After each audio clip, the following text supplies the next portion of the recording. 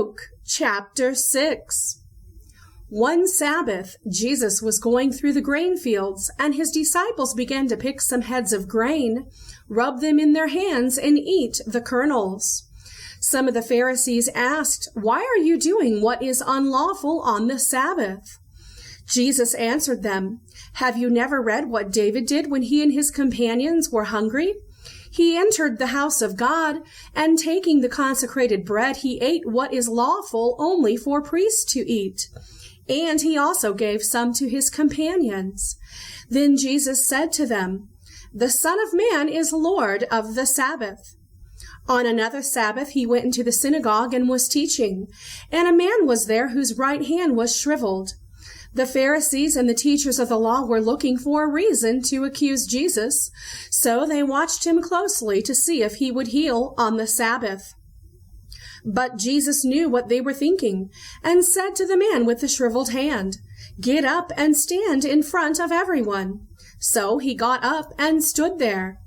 Then Jesus said to them, "I ask you, which is lawful on the Sabbath, to do good or to do evil, to save life or to destroy it?" He looked around at them all and then said to the man, "Stretch out your hand." He did so, and his hand was completely restored.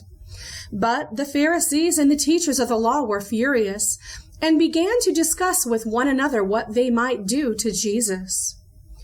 One of those days, Jesus went out to a mountainside to pray and spent the night praying to God. When morning came, he called his disciples to him and chose 12 of them, whom he also designated apostles: Simon, whom he named Peter, his brother Andrew, James, John, Philip, Bartholomew, Matthew, Thomas, James, son of Alphaeus, Simon, who was called the Zealot, Judas, son of James, and Judas Iscariot, who became a traitor. He went down with them and stood on a level place. A large crowd of his disciples was there, and a great number of people from all over Judea, from Jerusalem, and from the coastal region around Tyre and Sidon, who had come to hear him and to be healed of their diseases. Those troubled by impure spirits were cured, and the people all tried to touch him, because power was coming from him and healing them all. Looking at his disciples, he said, "Blessed are you who are poor, for yours is the kingdom of God. Blessed are you who hunger now, for you will be satisfied. Blessed are you who weep now, for you will laugh.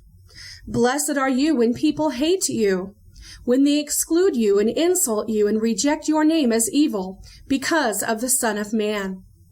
Rejoice in that day and leap for joy, because great is your reward in heaven. For that is how their ancestors treated the prophets. But woe to you who are rich, for you have already received your comfort. Woe to you who are well fed now, for you will go hungry. Woe to you who laugh now, for you will mourn and weep.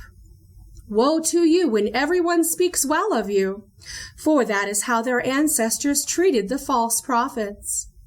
But to you who are listening, I say, love your enemies, do good to those who hate you, bless those who curse you, pray for those who mistreat you. If someone slaps you on one cheek, turn to them the other also.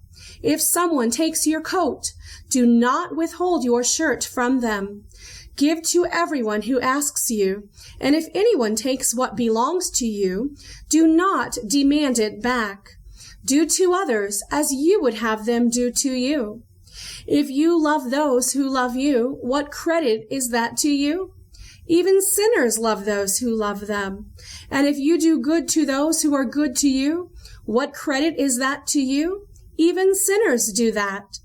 And if you lend to those from whom you expect a repayment, what credit is that to you? Even sinners lend to sinners, expecting to be repaid in full. But love your enemies. Do good to them and lend to them without expecting to get anything back.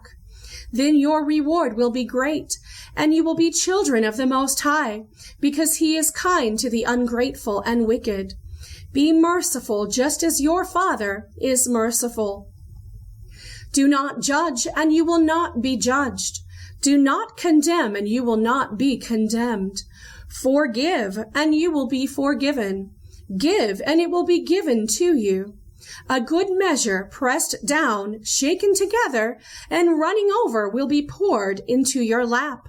For with the measure you use, it will be measured to you. He also told them this parable. Can the blind lead the blind? Will they not both fall into a pit?